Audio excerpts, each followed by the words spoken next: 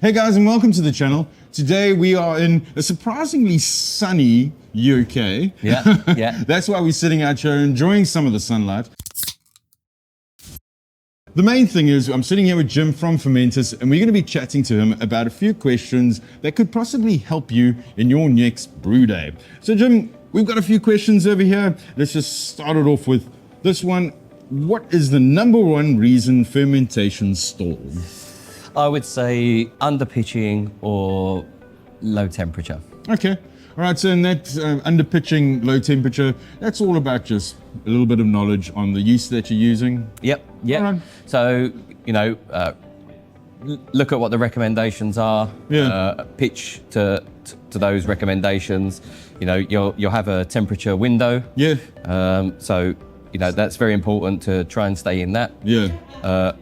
And then also with pitch rates. So, we recommend pitch rates not to sell more yeast, but we want brewers to have a happy fermentation that finishes where they want it to finish. Okay, great stuff. And the next question kind of follows on from that last question is, how do brewers know if they are underpitching yeast?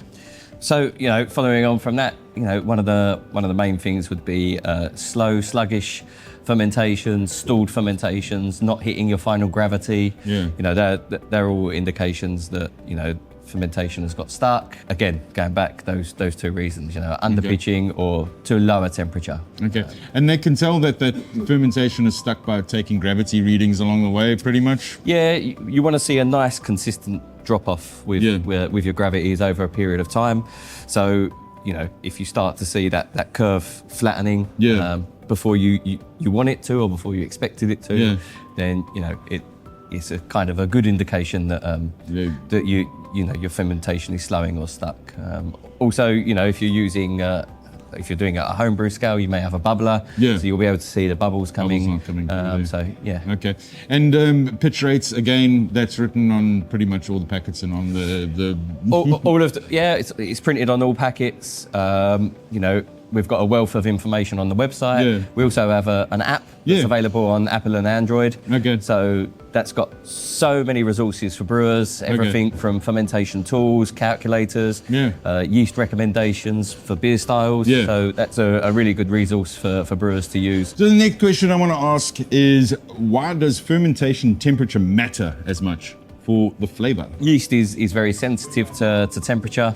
So if you're too low of a temperature, you might not get the flavour profile that you expected. You may have quite a neutral flavour profile, not as much esters being formed in that fermentation. If it's really high temperature, you might start to get some off flavours, some flavours that you don't want in beer. So it could be anything from unwanted phenolic flavours or harsh flavours.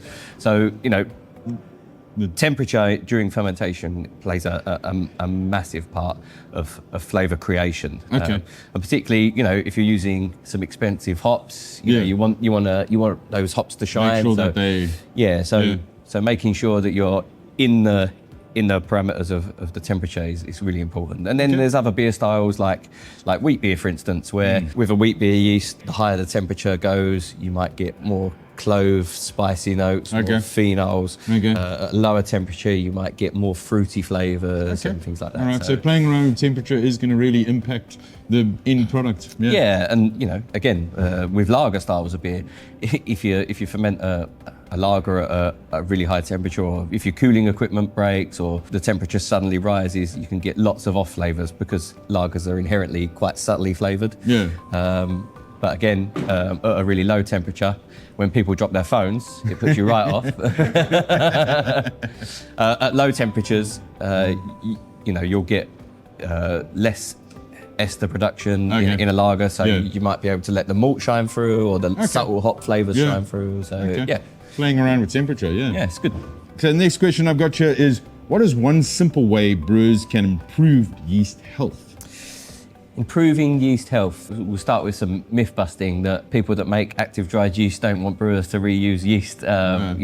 We understand that for brewers in a commercial situation, they may want to use that yeast more than once. So one thing I would say is if you're reusing yeast, do cell counts You know, make sure that you've got the right number of healthy cells to complete fermentation. The other thing you may want to look at is yeast nutrition. Okay.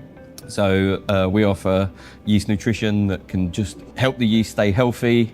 So you're not getting off flavours created during fermentation. Yeah. You don't get stalled fermentations, and that yeast carries on working as you expect. Other problems that can occur, obviously the yeast is relying on lots of nutrients and things from the malt. Yeah. So we know that malt can be quite variable. Yeah. I think it's, we all understand the effects of climate change on barley harvests and how that can have an effect on beer. Yeah. And so looking at your malt spec, looking at your TDS documents to make sure that you've got all of the nutrient requirements in that malt. Yeah. And if you've got low nitrogen, for instance, you may want to use a nitrogen-based nutrient to just help that yeast through fermentation. Okay, all right. Next little question we have here is, what is the biggest myth brewers believe about yeast? Is there a myth about yeast? Is there a myth about yeast? I Well, think you if did- you'd have asked me that question 100 years ago, I'd have said, yeah, there's probably loads of myths. But I don't know. Is there a myth? Okay, I guess probably the best one for me would be when we look at diastaticus strains of yeast. Okay. Some yeast strains, particularly things like Saison or Belgian wheat beers, they can be diastaticus. What that means is it's got a gene that's able to assimilate really complex sugars and break them down. Okay. So they'll ferment a little further than an ordinary yeast. So they're used a lot in the distilling industry because you want to get maximum attenuation. Yeah. One of the myths is that these are really disruptive in a brewery environment because they can cause problems. What I would say is that if you're a brewery that is nailing their hygiene regime, they're cleaning everything properly, they're paying attention to where any organism could live. These things are not a problem. These yeasts are safe to use in a brewery environment. They're not going to cause problems if you're doing everything right. Okay, so it's more of it's not the yeast's fault, it's more your process and cleaning's fault. I'm not going to sit here and say it's anyone's fault. I would just say don't be scared of them. Yeah. Okay. They're not something to be scared of. They're not something that's going to get out of control and cause a problem in your brew house. Okay.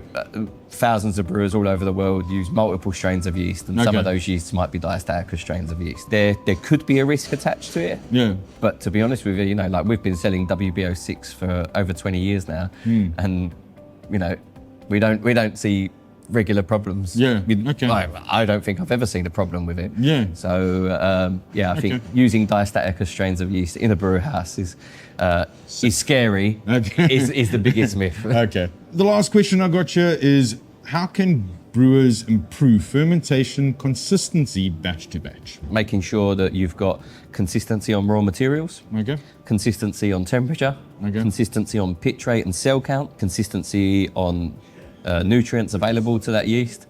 I think all of those things help to find consistency in the finished product. Making sure that you take temperatures at the same point at the same time, recording those things as well. They're really important because we work with products that have a lot of seasonal variation. Hops, raw materials. Hops change year to year. Barley changes year to year. So when you're working with a lot of variation, it's hard to be consistent. What I would say about Fermentis yeast is that all of our yeast is propagated from a single cell. Okay. So we know that yeast is genetically identical to what it should be and what it always is. Okay. So we do our QC. We make sure that what the brewer is expecting is delivered. And with our new superior yeast plant in Belgium, we're able to guarantee that we raise the industry standard by tenfold. Okay. So now we have the purest yeast on the market. So you're getting consistent yeast. Yeah, right. Consistent yeast. So and use quality ingredients from Geterbrewed, right? All right, perfect. There's all your problems solved. Get it from Geterbrewed. All right, so guys, that was some burning questions that we needed to ask. Wait. Before we finish, right. Can I ask you a question? Yes. Okay. How do you pick the right yeast for the beer style that you want to make? How do you pick the right yeast? Speak to you, and I'll ask you. No, download the Fermentis app. Download the Fermentis app. That's it. Yeah. All right. Okay. Easy as that. Time for a beer.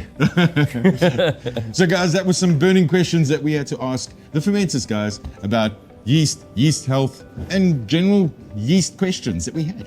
So as always guys, happy brewing.